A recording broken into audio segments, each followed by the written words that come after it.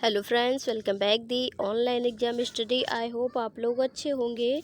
CTET जनवरी 2024 के लिए maths pedagogy के most important previous year question. तो चलिए स्टार्ट करते हैं आज की अपनी क्लास।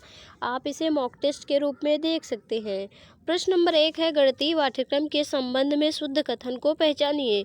इसके ऑप्शन ए, समझ को बेहतर करने के लिए संख्याओं की संकल्पनाओं का परिचय प्राथमिक स्तर पर देना चाहिए। ऑप्शन बी, क्षेत्रफल मापन की संकल्पना का परिचय केवल उच्च प्राथमिक स्तर पर देना चाहिए। ऑप्शन सी, बीज गणितीय विचारों की नींव प्राथमिक स्तर पर डाली जा सकती है। ऑप्शन डी, भिन्नों की संकल्पना का परिचय केवल उच्च प्राथमिक स्तर पर देना चाहिए। इसका जो सबसे सटीक आंसर होगा ऑप्शन ए होगा। प्रश्न नंबर 2 है, प्राथमिक स्तर पर विद्यार्थियों के गणित अधिगम का मूल्यांकन करने के लिए निम्नलिखित में से कौन सी प्रभावशाली योजना नहीं है। इसके ऑप्शन ए, मुख्यतः समूह संचालित कार्यों का प्रयोग किया जाए। ऑप्शन बी, ऐसे कार्यों की अवकल्पना की जाए कि अंतर्गत रटने और संकल्पना समझ में अंतर किया जा सके। ऑप्शन सी है, विद्यार्थियों की त्रुटियों को जानकर उनकी त्रुटियों का विश्लेषण किया जाए। ऑप्शन डी, ऐसे कार्यों की अवकल्पना की जाए जिनमें एक से अधिक स्तर के उत्तर प्राप्त हो सकते हैं। इसका जो राइट आंसर होगा ऑप्शन बी होगा। प्रश्न नंबर 3 है, गणितीय अध्यापन को प्रभावशाली बनाने के लिए निम्नलिखित में से कौन सी विशेषताएं नहीं हैं।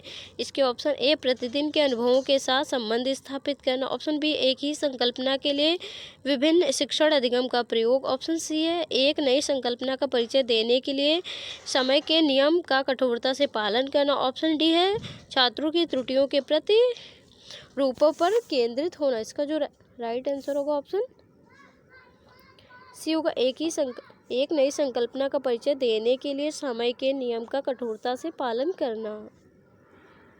प्रश्न नंबर 4 है, बच्चों में गणितीय अभिरुचि को विकसित करने के लिए एक शिक्षिका निम्नलिखित गतिविधियां अपनी कक्षा में करवाती हैं। इनमें से वह चुनिए जो उसके उद्देश्य को पूरा करने में प्रभावित नहीं है। इसके ऑप्शन ए, वह हमेशा उस विद्यार्थी की प्रशंसा करती है जो कक्षा में सत्रांत परीक्षा में सबसे अधिक अंक प्राप्त करता है। ऑप्शन बी है, वह बच्चों को भारतीय गणितज्ञ और उनके योगदानों की वीडियो दिखाती हैं। ऑप्शन सी है, वह कक्षा में गणितीय पहेलियों और जादुई वर्ग हल करने के लिए देती हैं। ऑप्शन डी है, उन्होंने अपनी कक्षा में एक गणितीय कोना बनाया है जहां पर विद्यार्थी गणितीय गतिविधियां करते हैं। इसका जो राइट आंसर होगा ऑप्शन ए होगा, वह हमेशा उस विद्यार्थी की प्रशंसा करती हैं जो कक्षा में सत्रांत परीक्षा में सबसे अधिक अंक प्राप्त करता है। प्रश्न नंबर 5 है, राष्ट्रीय पाठ्यचर्या की रूपरेखा 2005 के अनुसार कक्षाओं के ऊपर दिए गए शोध बताते हैं कि लड़कियों को गणित में विशेषज्ञता के योग्य न मानकर उनका काफ़ी व्यवस्थित अवमूल्यन होता है जबकि वह गणित में अच्छा प्रदर्शन करती हैं। इसका सबसे उपयुक्त कारण है। इसके ऑप्शन ए, गणित में लड़कियों का खराब प्रदर्शन उनके गणित के प्रति प्रचलित भय का कारण होता है। ऑप्शन बी है, गणित में अपनी प्रकृति द्वारा ही पुरुष प्रधान है। ऑप्शन सी है, समाज की लिंग संबंधी धारणाएं इस मान्यता की ओर ले जाती हैं कि समस्या समाधान की ज़्यादा नवीन कार्य विधियाँ उपयोग करते हैं और इसीलिए उन्हें बेहतर अवधारणात्मक समझ होती है। ऑप्शन डी है, लड़कों में गणितीय समझ जन्मजात होती है। इसका जो राइट आंसर होगा ऑप्शन सी होगा। प्रश्न नंबर 6 है, कक्षा सेकंड के छात्रों को 44 लिखने के लिए कहा गया तो कुछ ने 404 लिखा। अध्यापक के रूप में आप इसको कैसे संबोधित करेंगे। इसके ऑप्शन ए, उनकी कॉपियों में सही उत्तर लिखेंगे। ऑप्शन बी है, उन्हें मूर्त पदार्थ से विनिमय नियम समझाएंगे। ऑप्शन सी है, उनको उस समूह में रखेंगे जिसने सही लिखा है। ऑप्शन डी है, उन्हें सही उत्तर प्राप्त करने के लिए कहेंगे। इसका जो राइट आंसर होगा ऑप्शन बी होगा, उन्हें मूर्त पदार्थ से विनिमय समझाएंगे। प्रश्न नंबर 7 है, गणित के प्राथमिक पाठ्यक्रम के प्रतिचित्रण का परिचय देने का मुख्य प्रयोजन है। इसके ऑप्शन ए, त्रिविम विचार क्षमता को प्रोत्साहन देना। ऑप्शन बी, आनुपातिक विवेचन को प्रोत्साहन देना। ऑप्शन सी है, विषय को सरल और रुचिकर बनाना। ऑप्शन डी है, संख्याओं की निरस्तता को समाप्त करना। कूट में सही कथन चुने। इसके ऑप्शन ए, 1 है ए और सी, 2 है ए और डी, 3 है ए और बी, 4 है बी और डी। इसका जो राइट आंसर होगा ऑप्शन एक होगा, ए और सी। प्रश्न नंबर 8 है, एनसीईआरटी राष्ट्रीय पाठ्यचर्या की रूपरेखा 2005 के अनुसार निम्नलिखित में से कौन से विषय प्राथमिक विद्यालय में गणितीय पाठ्यक्रम का भाग नहीं है। इसके ऑप्शन ए, चौपड़ या टाइलिंग। ऑप्शन बी है सममित। ऑप्शन सी है प्रतिरूप ऑप्शन डी है अनुपात। इसका जो राइट आंसर होगा ऑप्शन डी होगा अनुपात। प्रश्न नंबर 9 सूत्र का प्रयोग किए बिना अध्यापक निम्नलिखित में से किन साधनों शिक्षण अधिगम सामग्री का प्रयोग यह दर्शाने के लिए करता है कि विभिन्न आयामों वाले दो आयतों का क्षेत्रफल समान हो सकता है। इसके ऑप्शन ए पैमाना, बी ग्राफ पेपर, सी धागा, डी टाइल। कूट में सही उत्तर चुने। 1 है केवल बी, 2 है बी और डी, 3 है केवल सी, 4 है ए और डी। इसका जो राइट आंसर होगा ऑप्शन 2 होगा बी और डी। प्रश्न नंबर 10 है निम्न में गणित में उपलब्धि कम होने का कारण क्या हो सकता है।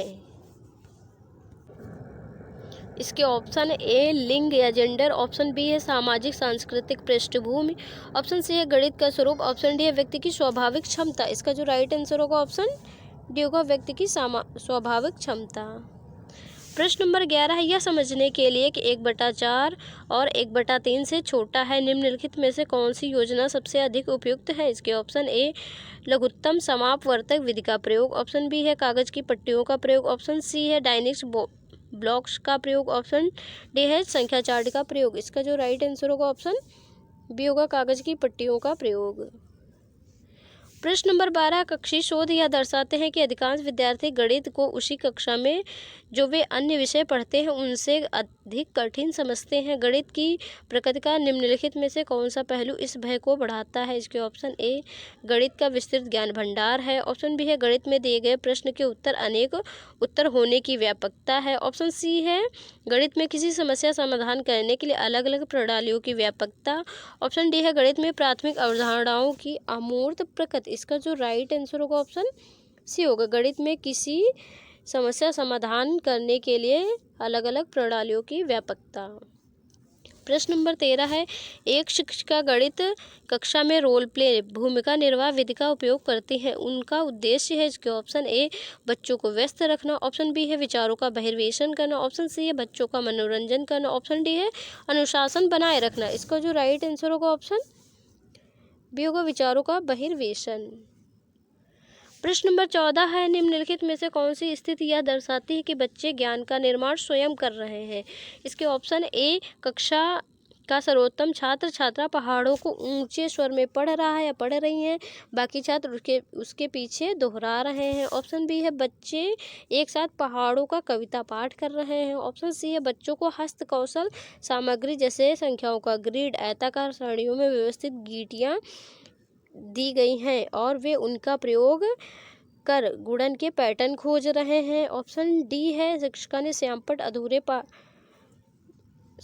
पर अधूरे पहाड़े लिखे और बच्चे उन पहाड़ों को श्यामपट्ट पर लिखकर पूरा कर रहे हैं।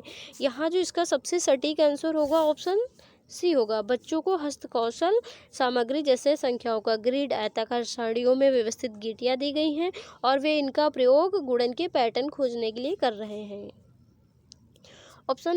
क्वेश्चन नंबर 15 है गणित शिक्षण में गणित की भाषा संबंधी समझ के विकास हेतु आवश्यक है। इसके ऑप्शन ए गणित की क्रियाओं को क्रमबद्ध रूप में समझाना, ऑप्शन बी है विभिन्न दशाओं में गणित समस्याओं को समझाना, ऑप्शन सी है प्रत्ययों को संकेत में प्रकट करना, ऑप्शन डी उपरोक्त सभी। इसका जो राइट आंसर होगा ऑप्शन डी उपरोक्त सभी। आई होप आपको हमारी क्लास अच्छी लगी होगी। अगर हमारी क्लास आपको अच्छी लगे तो वीडियो को लाइक करें, कमेंट करें और हमारी वीडियो को अपने फ्रेंड्स के साथ शेयर करें। अगर आप हमारे चैनल पर नए हो तो चैनल को ज़रूर सब्सक्राइब करें। आप हमारे टेलीग्राम ग्रुप से भी जुड़ सकते हैं जिसका लिंक मैंने डिस्क्रिप्शन में दे रखा है। मिलते हैं नेक्स्ट वीडियो में, तब तक के लिए जय हिंद।